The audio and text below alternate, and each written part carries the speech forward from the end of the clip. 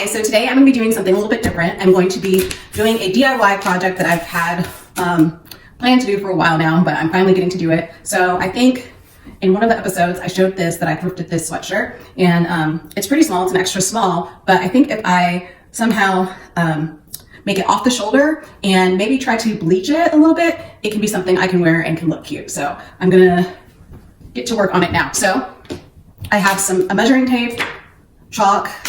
I'm going to see exactly where on the shoulders I need to cut.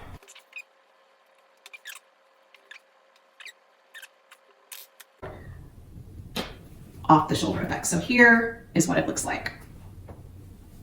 So next, let's get some scissors and cut. I have my scissors, heavy scissors. I'm going to cut along the seam.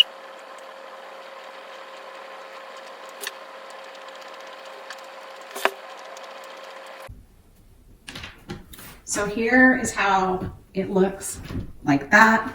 I'm going to try it on and make sure it's exactly where I want, and maybe make some adjustments if I need to.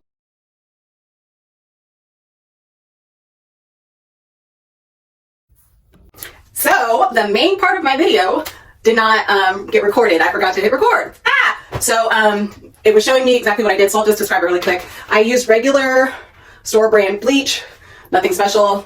Cheapest brand you could find. I got a little bowl and a paintbrush. I filled the bowl with bleach. I put the sweatshirt on the ground in my backyard. You can also do this in a bathtub if you want. Make sure you're wearing something that you don't mind getting dirty. I just put on an old sweatshirt, and then this is just an apron for a little bit of extra protection just in case I got a little wild with it. But here is what it looks like.